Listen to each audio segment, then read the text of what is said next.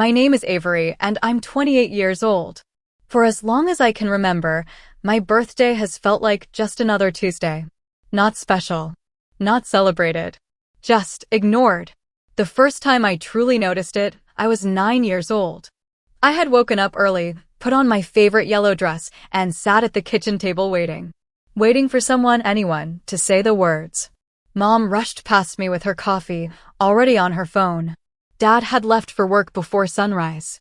My older brother Marcus grabbed his backpack and walked out the door without even making eye contact. By noon, I had quietly taken off the yellow dress, folded it, and put it back in the drawer. I told myself maybe they were planning a surprise for the evening. They weren't. That pattern repeated itself for 19 years straight. I want you to understand something. This wasn't a family struggling to survive. We weren't in crisis. There was no tragedy unfolding in the background that year that explained the silence. My parents remembered Marcus's birthday every single year. Cake, balloons, dinner reservation, the whole production.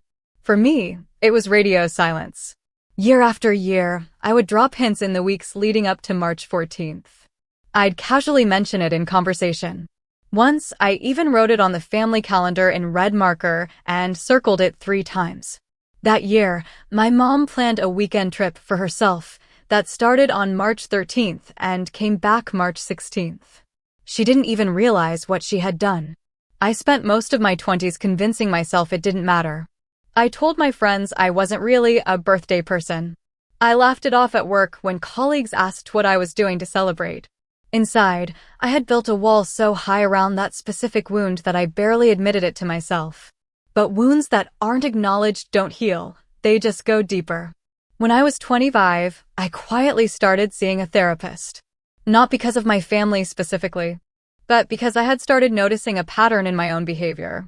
I chased approval at work obsessively. I over-explained myself in every relationship. I apologized constantly, even when nothing was my fault. My therapist asked me one afternoon, very gently, when was the last time someone made you feel like you truly mattered? I sat there for a long time. I couldn't answer her. That session cracked something open in me. I started working harder than I ever had, not to prove anything to my family, but to build a life that felt like mine. I took on extra projects. I stayed late not out of fear, but out of genuine ambition. I started saving aggressively. I cut back on things that didn't serve me and invested in myself in ways that actually counted: courses, skills, my health, my confidence. I wasn't running away from my family. I was running toward myself.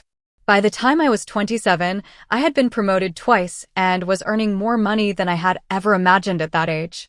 And on March 14th of that year, my 27th birthday, the same thing happened. No call. No text. Not even a single emoji from Marcus.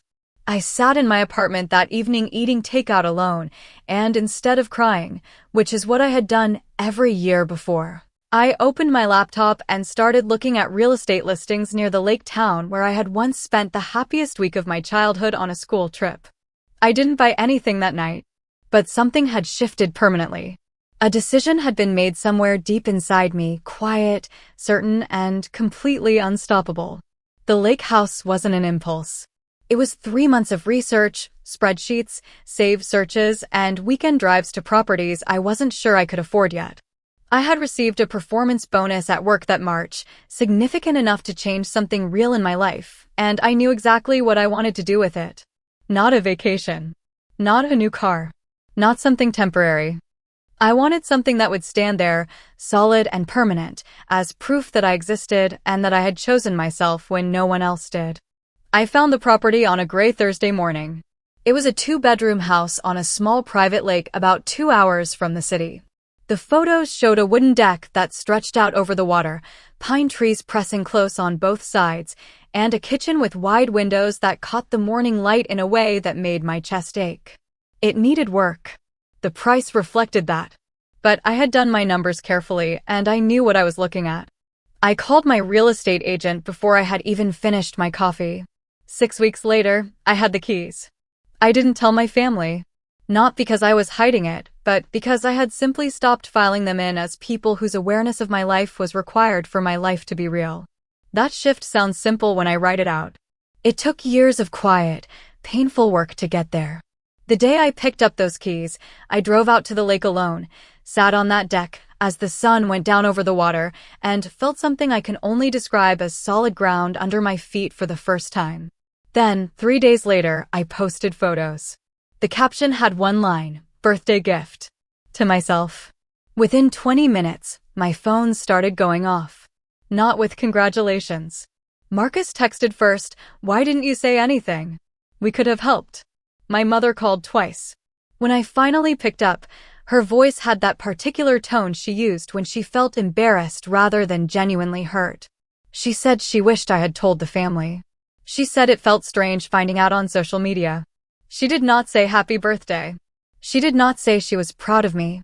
She did not ask how I was feeling. The conversation lasted 4 minutes, and she spent 3 of them talking about how this made her feel. That was the most telling part of all of it, and I think somewhere inside, I had known it would go exactly that way. I want to be honest with you about what happened after, because this story isn't a revenge fantasy and it isn't a fairy tale. My family didn't transform overnight. My mother and I had a long, uncomfortable conversation about 2 months later that ended with both of us saying things that were true and overdue. My brother and I are still figuring out what kind of relationship we actually want. None of it is neat. But I stopped needing the birthday acknowledgement to feel real, because I had stopped waiting for external confirmation of my own worth. The lake house became the place I go when I need to remember who I am outside of every role I play for other people. I've had friends visit. I've spent weekends there alone with books and coffee and the particular silence that only exists near water. I repainted the kitchen myself last fall, badly at first, then better. Every imperfect brushstroke in that kitchen is mine. If you've watched this far, I think you already understand something about this story on a personal level. Maybe your wound looks different. Maybe it isn't a birthday. Maybe it's something else entirely that taught you your needs were invisible.